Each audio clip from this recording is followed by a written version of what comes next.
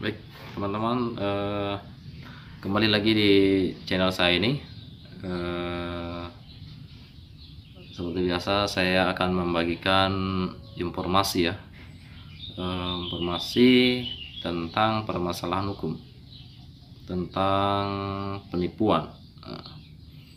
Seperti yang kita lihat ini, maraknya kasus-kasus penipuan yang terjadi di Indonesia ya.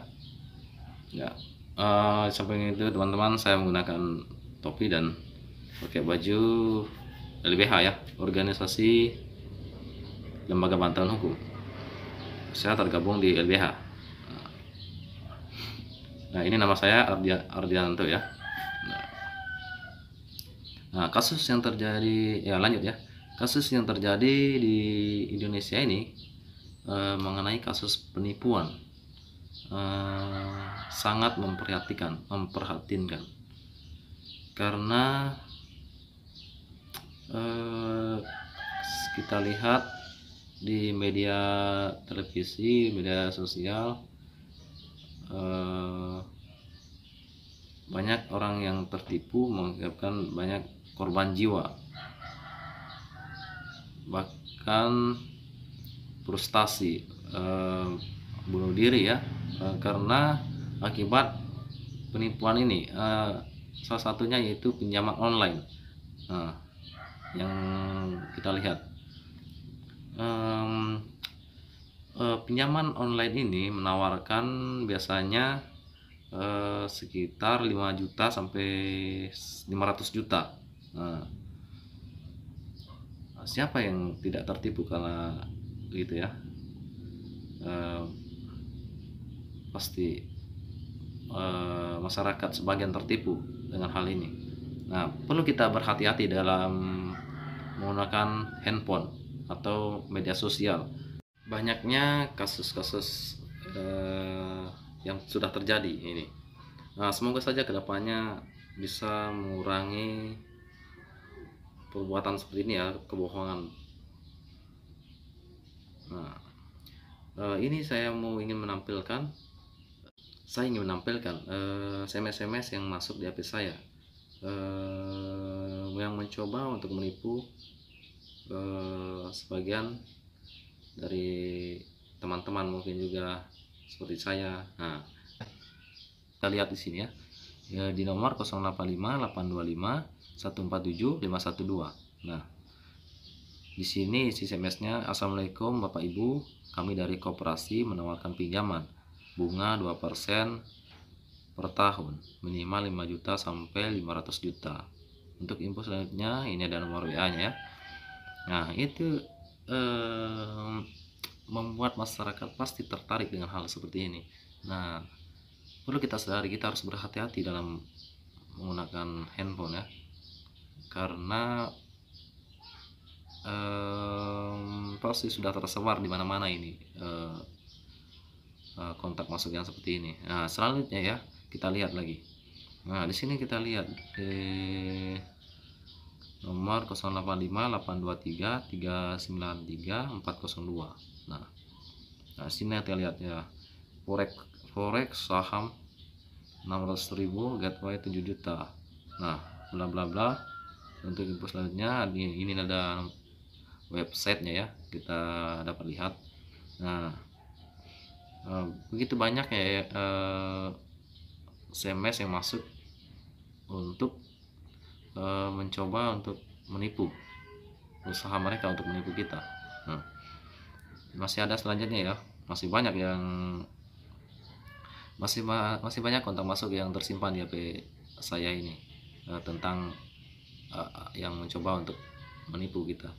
Nah, di sini lagi di nomor 085 825 144 858. Nah, selamat, nomor Anda terdaftar sebagai penerimaan dana bantuan 75 juta langsung dari pusat kantor BPJS, kode PIN 27 JS 99. Untuk info selanjutnya di website ini kita lihat. Nah, di sini dia menggunakan kalimat agar orang itu tertarik. Nah, seperti yang kita lihat di sini, dia menggunakan kantor BPJS. Nah, padahal eh, kalau kita telusuri, BPJS itu tidak melakukan apa-apa ya. Nah, ini dia mengatasnamakan nama BPJS untuk mencoba untuk orang tersebut percaya seolah-olah ini benar BPJS yang mencoba untuk meyakinkan kita semua ya. Nah, selanjutnya lagi ya, di sini di nomor 085 796 446 582. Nah, sekedar info Bapak Ibu, kami dari pihak pengadaian menawarkan barang lelang jatuh tempo dengan kualitas terjamin. Untuk info selanjutnya klik, ini ada websitenya lagi. Nah, yang selanjutnya lagi di nomor 085 824 333157. Nah ini ya, kita lihat di sini. Anda mendapatkan subsidi pemerintah sebesar 189 juta. PIN pemenang 717747. Nah, info WA, nah ini ada nomor WA-nya, ada websitenya lengkap ya. Nah, ya itulah yang kita lihat di sini. Seolah-olah kata-katanya ini meyakinkan, sehingga mungkin banyak masyarakat yang tertipu dengan hal seperti ini ya. Nah, mungkin itu yang dapat saya tampilkan di sini. Nah, teman-teman harus berhati-hati dengan hal seperti ini. Nah, sedangkan Kitab Undang-Undang Hukum Pidana ini mengatur tentang penipuan, yaitu dalam pasal 378. Nah, di sini kita lihat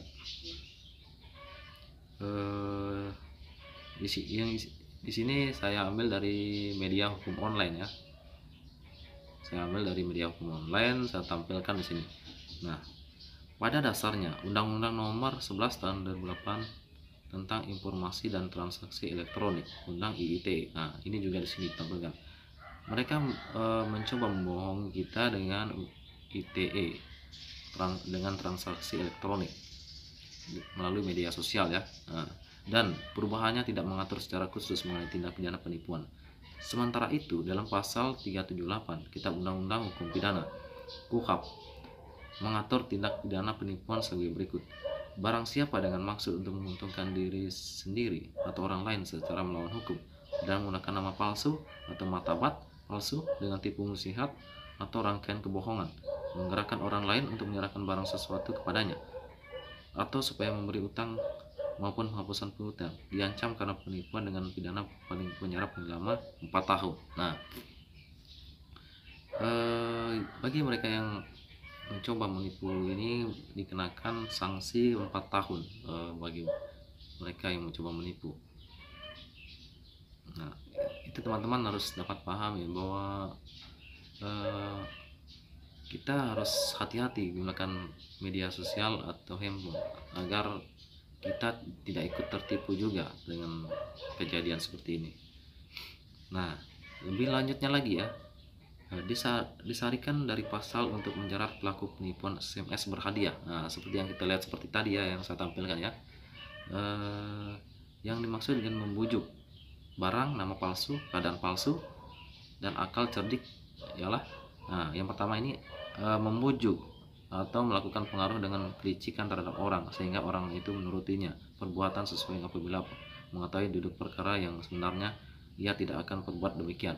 Nah, yang kedua, barang segala sesuatu yang berwujud termasuk uang. Nah, termasuk uang mereka gunakan misalnya dengan menggunakan nama palsu, nama yang bukan namanya sendiri. Nah, seperti badan hukum tadi, seperti BPJS ya, dia menggunakan seperti itu, atau nama-nama samaran.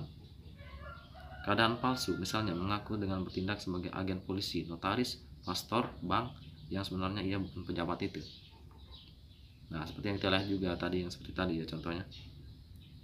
Nah, yang selanjutnya akal cerdik atau tipu muslihat, suatu tipu yang demikian liciknya sehingga seorang berpikiran normal dapat tertipu. Nah, bahkan orang-orang sudah sarjana mungkin sudah pernah juga tertipu mungkin ya, kalau mohon maaf ya kalau tidak salah, karena bagaimana dia mencoba untuk menipu kita, seolah-olah itu seakan-akan benar. Akhirnya banyak orang yang sudah tertipu dengan hal itu. Nah, itu yang dapat kita pahami tentang penipuan, baik penipuan secara langsung atau menggunakan media sosial. Nah, mungkin itu yang dapat saya sampaikan di sini. Mungkin teman-teman mendapatkan mungkin teman-teman bermanfaat bagi teman-teman ya, agar teman-teman tidak tertipu juga dengan hal seperti ini. Itulah teman-teman yang dapat saya sampaikan, semoga bermanfaat. Sekian, terima kasih.